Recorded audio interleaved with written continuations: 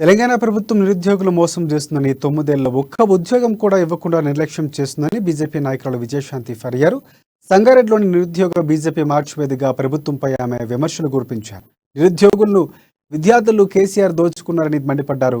30-40 లక్షలకు TSPSC paper లీకులు అమ్ముకున్నారని ఆరోపించారు. ఇక విద్యా వ్యవస్థను వ్యాపారంగా మార్చారంటూ ఆగ్రహం వ్యక్తం చేశారు. పరీక్ష రద్దు చేస్తామని చెప్పి ఒక్క మాటతో చేతులు దులుపుకున్నారని, మరి ఏళ్ల పాటు అనేక ఇబ్బందులు పడి చదివిన విద్యార్థుల పరిస్థితి ఏంటని ప్రశ్నించారు. నిరుద్యోగులకు కేసీఆర్ ఏం సమాధానం చేస్తారు అవని నిలదీశారు. ప్రతి ఒక్కరికి కేసీఆర్ ₹1,00,000 పరిహారం ఇవ్వాలని డిమాండ్ చేశారు. నిరుద్యోగులకు కేసీఆర్ ఇచ్చిన ఒక్క హామీ అయినా నెరవేర్చలేదని తెలిపారు. నిరుద్యోగులకు బీజేపీ అండగా ఉంటుందని భరోసా కల్పించారు విజయశాంతి. నోటిఫికేషన్ అది ముందు అనౌన్స్ చేస్తారు. నోటిఫికేషన్ అన్నది టోటల్ గా కరప్షన్ తినడానికి. ఆ నోటిఫికేషన్ అట్లయితే ఉద్యోగాలు వస్తాయని చూస్తారు కానీ ఎవరికి ఉద్యోగాలు ఇవ్వడు, వేస్ట్ టైం. ఈయన ఒక 4 స్టేజెస్ ఉంటాయి నోటిఫికేషన్. దాంట్లో ఏంటంటే ఫస్ట్ నోటిఫికేషన్ అనౌన్స్ చేస్తాడు.